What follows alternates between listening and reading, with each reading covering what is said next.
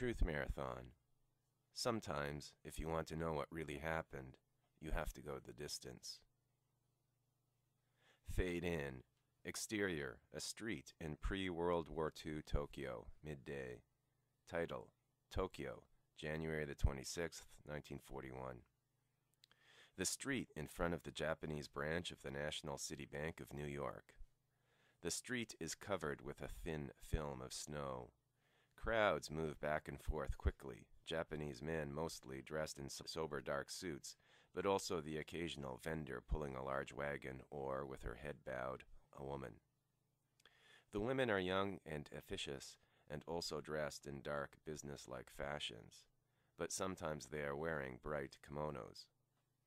The overall visual effect is of a series of monochromes, from the black of the window frames and wrought iron fences to the dark gray of the stone walls to the steadily dirtying white of the snow, but all this dotted by an infrequent bob of color. A car pulls up in front of the Japanese branch of the National City Bank of New York. A well-dressed Western man emerges. He enters the bank. Interior, the bank, a moment later. The well-dressed Western man stands in line for a teller. After a moment, he reaches the front. Male Japanese teller with a strong Asian accent. "Hello, may I helping you?" Well-dressed Western man, speaking with a northeastern Ivy League accent. Konnichiwa. Yes, I'd like to convert some yen to US dollars. Japanese teller. How much? Well-dressed Western man, reaching into his jacket and pulling out a big envelope. Well, it's rather a large amount. Jump cut. Interior, the bank, just behind the well-dressed Western man.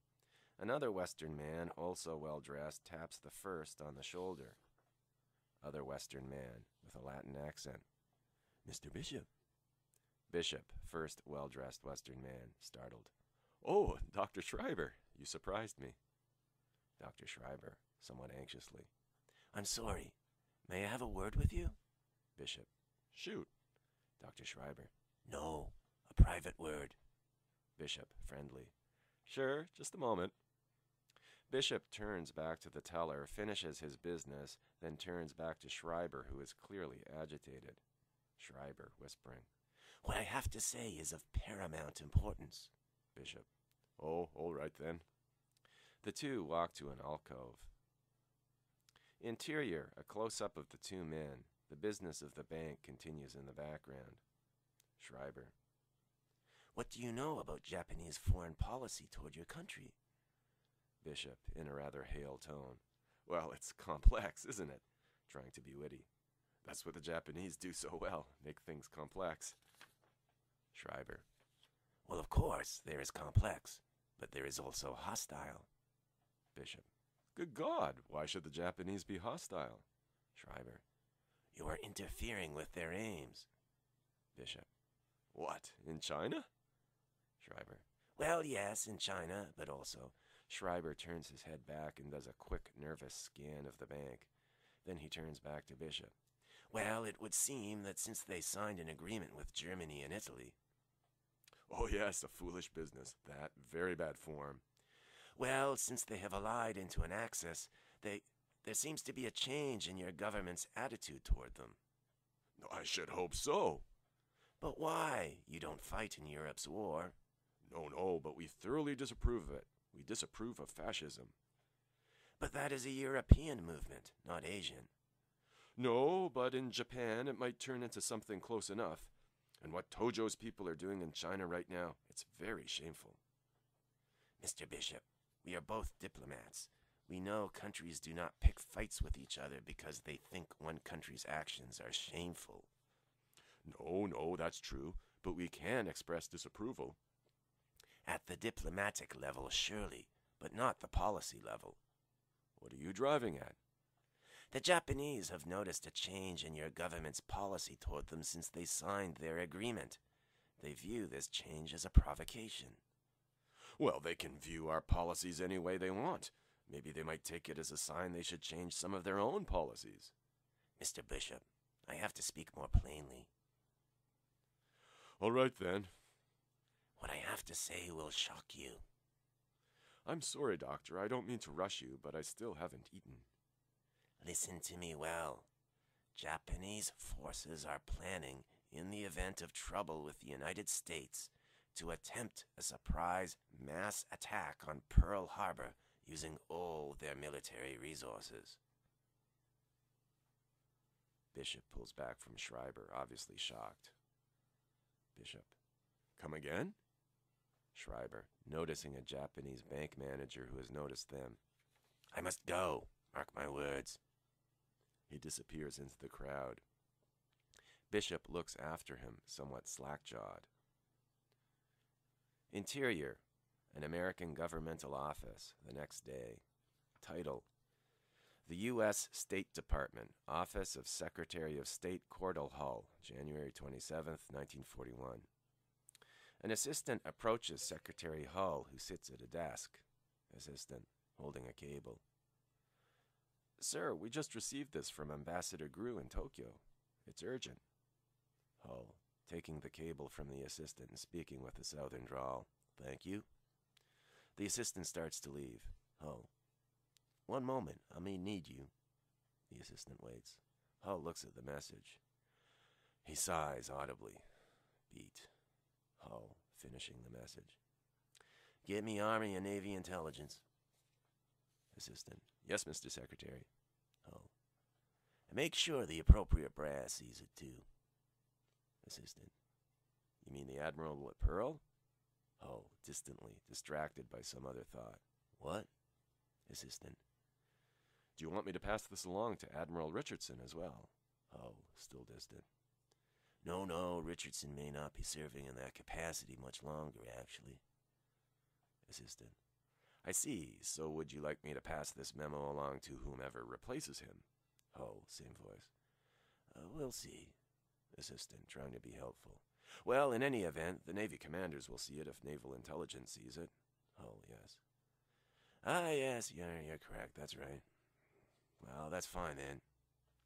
Assistant. Would you like me to copy the cable for Admiral Richardson anyhow? Hull, still distantly. No, as you said, he'll get word, or the new fellow.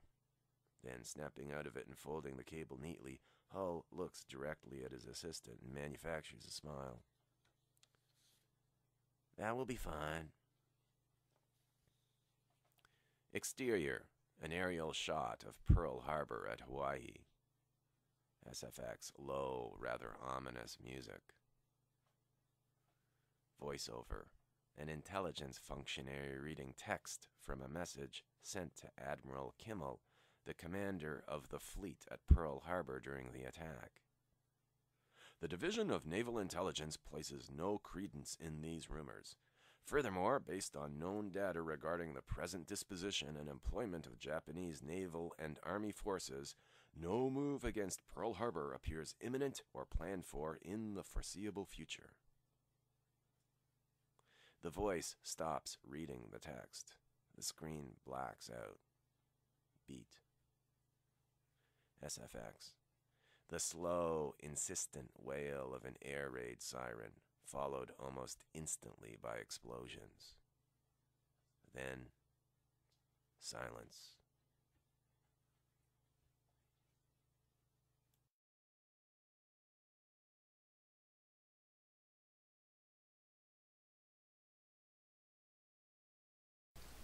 Exterior. The plaza outside a downtown office building. A weekday in early spring. Morning. Title: Toronto, Spring 2007. Young people stand in this plaza area, smoking cigarettes and chatting. The atmosphere is cheerful, gregarious. Other people stream into the office building. Most of them are also young, and all of these, although middle class in appearance, are dressed casually. They look like students. And this is in fact what they are. For although the office building is home to several businesses, it is above all the location of a very popular language school. And so the casual dress of the young people makes sense. They aren't here to work, they're here to study. Study the imperial language of the moment, English. And so when we look more closely at the students, we realize they are almost all Latin American or Asian. A handsome Mexican guy is standing with several equally cool male buddies of various ethnicities. The handsome Mexican guy is smoking a cigarette. Handsome Mexican guy. To a very attractive young woman who is walking by. "Hey, Maria, where you go?" Maria, smiling. "What you think? I go to the school." Handsome Mexican guy. "No, you come here." Maria just smiles and ignores him. She enters the building. Handsome Mexican guy. To a strongly built Asian friend. "Eesh, hey, what do you think?" Asian friend. "She not like you, Luis." Luis, the handsome Mexican guy. "Not like?" Asian friend. "Yeah, she think you not handsome." Luis. Oh, so you think you handsome?" "Sure." Luis. "Usted suena, you dream. You try then, okay. You talk to pretty girl." Asian friend, spotting an enormously good-looking Asian woman. "Gina, annyeong. 잘 지내?" Luis, mildly upset. "No, you don't talk to Chinese girl." Asian friend, amused and affronted at the same time. "She not Chinese, she Korean." Luis. Okay, but you choose different woman." Jump cut. Exterior, a busy main street. It's the height of rush hour. A young man is biking quickly down the side of the road. Cars flow past him in a steady stream. He has black hair and pale white skin speckled with a few pimples. A truck drives by, a little too close for comfort. Young man on bike, under his breath. "Shit, what are you trying to do? Kill me?" Jump cut. Exterior, the language school, a moment later. The gang of cool guys is still standing around, smoking. As they do, a beautiful Asian woman with flowing black hair and an oval face walks up the steps of the plaza. She's wearing a gypsy dress and an Indian cotton blouse.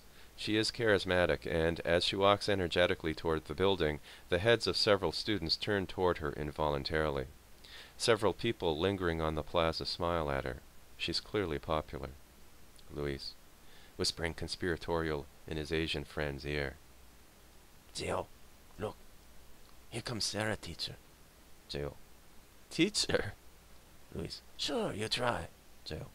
"No, not with teacher." Luis, wolfishly. "Why not? She's so beautiful. And she not have boyfriend, it's true. They get kind of divorced. You try." Gio, legalistically. "She Asian too. You said no Asian." Luis, impatiently. "She Canadian. Go."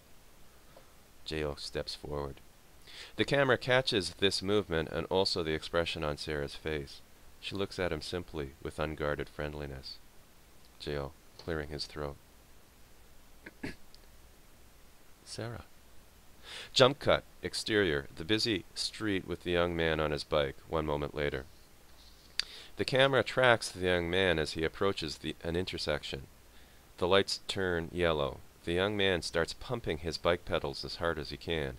He accelerates, barely making it through the intersection before the lights turn red. We see a slight but triumphant smile on his face. Young man, under his breath. "Rock on, babies." The young man keeps pedaling vigorously. The camera follows him as he speeds down the street, sometimes going almost as quickly as the cars beside him. He seems to be in the zone, filled with a happy, aggressive energy. SFX. A quick popping sound, followed by a rapid hiss. Young man, looking at his front tire. "What the fu—" His bike suddenly lurches forward, then bumps harshly as the air seeps from his front tire. Young man. "Oh, shit!" The young man gets off his bike. He looks at his watch, the street. Young man, forcefully. "Shit! Not today! Not fucking today!" Traffic streams past him. The young man reaches into his pocket and pulls out a wallet. Not enough for a taxi. However, he has some loose change and spots a payphone. He rushes to it, grateful. He puts a quarter into the coin slot. There's a loud clink as the money, instead of being accepted, drops immediately into the change bin. He tries again. Same problem. Young man, picking up handset, looking ready to get violent against the phone. "Oh, you son of a—" Another young man, better dressed, walks by, talking into a cell phone. The young man with the bike looks at the cell phone with envy. Then he looks at his watch again. He shakes his head. He locks his bike to a post. Clearly he's reached a decision. He begins running toward his destination. Jump cut, exterior, the school, at the same moment. Cheo is making his move. Cheo, very nervous, almost unable to speak. Hi, Sarah. Teacher. Sarah, offhandedly. Oh, hi, how are you? Cheo. Good. Sarah. Great. So, who's your new teacher this term? Cheo, confused. New? Sarah. Sure, for the term. Cheo is truly speechless now. He simply looks at her. Sarah. Silly. Didn't you know that you're switching classes today? You should check your schedule more carefully. Sarah gives the tough guys a ta-da gesture and lightly skips toward the building. Luis, laughing uproariously and slapping Cheo very hard on the shoulder. You don't know nothing, man. Boy, you ever look stupid. Cheo, visibly defensive. I know that before. I know what she say. Oh, yeah? Yeah, I have new teacher today. Paul. Who? Paul.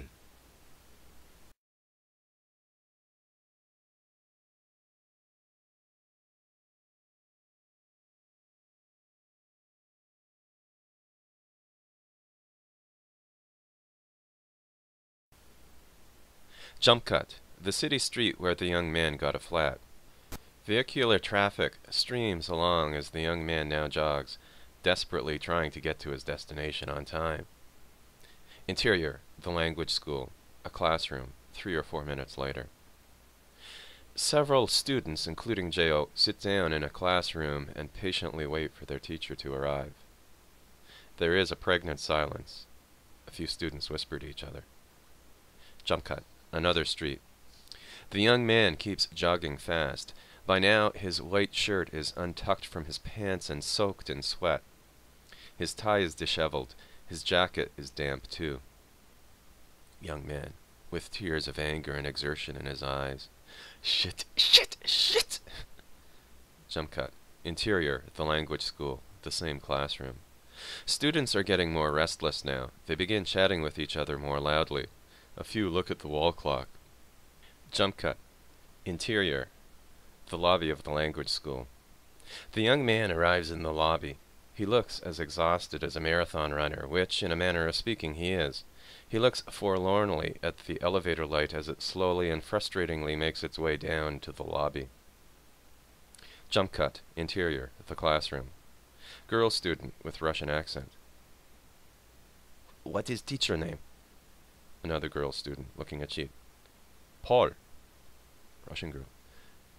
You know him? Another girl. No, he knew.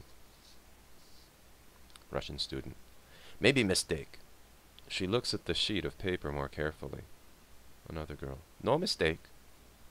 Russian girl, determined. I go ask Lucille. She leaves the classroom. As she does, more hubbub. Jump cut. The lobby. The young man in front of an elevator door. SFX. The elevator's cheerful, indifferent ding. Jump cut. Interior. The language school. A hallway. The Russian girl and Lucille, the school's manager, walk quickly towards the classroom where the other students wait. Russian girl. Lucille, where's teacher? Lucille, with repressed anger. I don't know. Jump cut. Interior. The lobby of the language school itself, a moment later. An elevator door opens and the young man bursts out. At the same time, he is looking through a notebook he's grabbed from his backpack as he looks for some critical information. Young man to himself. Room 214. Room 214. He walks toward where the classrooms start and scans various room number plates. Interior.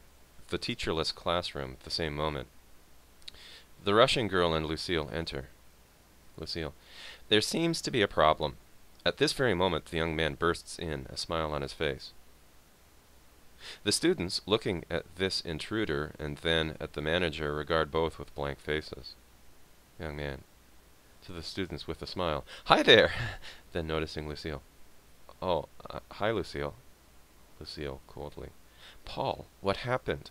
Wasn't Peter clearer about the start time when he hired you? Paul, busted. Yeah. Lucille, then what happened? Let's talk out here. She exits to the hallway. Paul follows. Jump cut, the hallway. Paul, quickly. I'm so sorry. My bike tire burst.